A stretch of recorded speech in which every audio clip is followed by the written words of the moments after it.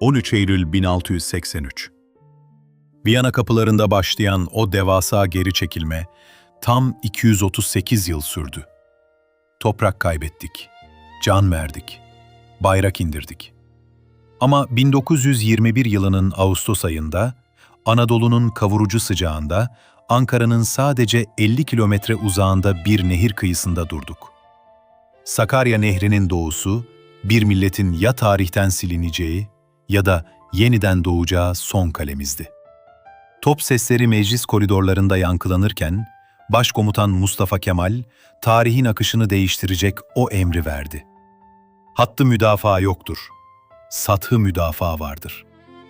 22 gün 22 gece süren bu kan deryasında her saatin, her tepenin ve her neferin hikayesi şimdi tüm detaylarıyla başlıyor. Kütahya-Eskişehir muharebelerinde alınan yenilgi, Türk ordusunu dağılmanın eşiğine getirmişti. Ordu mevcudunun yarısı firar etmiş, moral çökmüştü. İşte o en karanlık anda Mustafa Kemal Paşa, askeri dehasını konuşturarak radikal bir karar verdi. Orduyu Sakarya Nehri'nin doğusuna çekmek. Bu, toprağı düşmana bırakmak gibi görünse de, aslında Yunan ordusunu ikmal yollarından uzaklaştırmak ve onları bozkırın ortasında boğmak için kurulan devasa bir tuzaktı. 5 Ağustos 1921'de meclis, Mustafa Kemal'i geniş yetkilerle başkomutan seçti. Paşa'nın ilk işi, tekalifi milliye emirlerini yayımlayarak halkın elinde ne varsa orduya vermesini istemek oldu. Kadınlar kağnılarla cephane taşıyor, ustalar toplara uymayan mermileri tornalarda yeniden işliyordu. Ordu yokluk içinde ama iman dolu bir hazırlığa girişmişti. 23 Ağustos 1921. Saat 15. Yunan ordusunun beklenen taarruzu başladı. General Papulas, Türk sol kanadını kuşatmak amacıyla Mangal Dağı ve Türbetepe hattına yüklendi.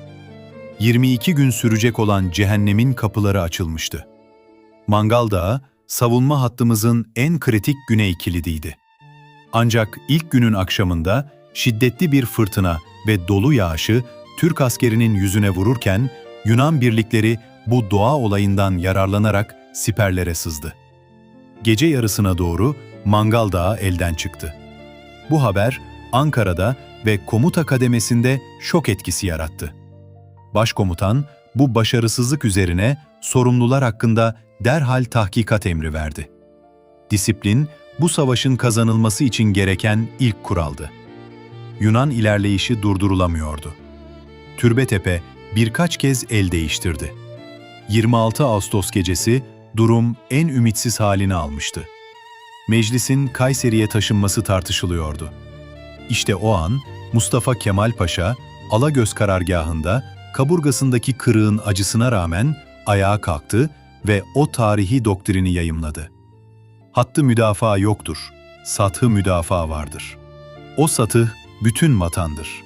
Vatanın her karış toprağı, vatandaşın kanıyla sulanmadıkça terk olunamaz. Bu emir, askeri literatürdeki cephe hattı kavramını yok ediyordu. Artık bir birlik mevziini kaybetse bile geri kaçmayacak, ilk bulduğu noktada yeniden cephe kuracaktı. Savaş, 100 kilometrelik bir alana yayılan topyekün bir direnişe dönüştü. Yunan ordusu, güneyden kuşatma planı tutmayınca Sıklet merkezini merkeze, Haymana istikametine kaydırdı. Hedef, cepheyi yarmaktı. En kanlı çatışmalar Çal Dağı'nda yaşandı. 2 Eylül 1921. Çal Dağı, Ankara yolundaki en stratejik engeldi. Yunan ordusu bütün gücüyle bu tepeye yüklendi. Cephanesi biten Mehmetçik süngüsüyle direndi. Ancak gece yarısına doğru Çal Dağı düştü. Artık Ankara ile düşman arasında hiçbir ciddi engel kalmamıştı. Yunan birlikleri başkente kuş uçuşu 50 kilometre yaklaşmıştı. Ancak Papulas'ın bilmediği bir şey vardı. Türk ordusu geri çekilirken bile savaşmaya devam ediyordu. Ve Yunan lojistiği artık çökmek üzereydi. Fevzi Paşa, Mustafa Kemal'e telefonla ulaşarak şu moral verici cümleyi kurdu. Bize yağmur yağıyorsa onlara güneş doğmuyor. Eylül'ün ilk haftasında Yunan taarruz gücü kırıldı. Papulas, Atina'ya, "Burada etten bir duvara çarptık" raporunu gönderiyordu. Türk tarafında ise büyük bir gizlilikle karşı taarruz hazırlıkları yapıldı.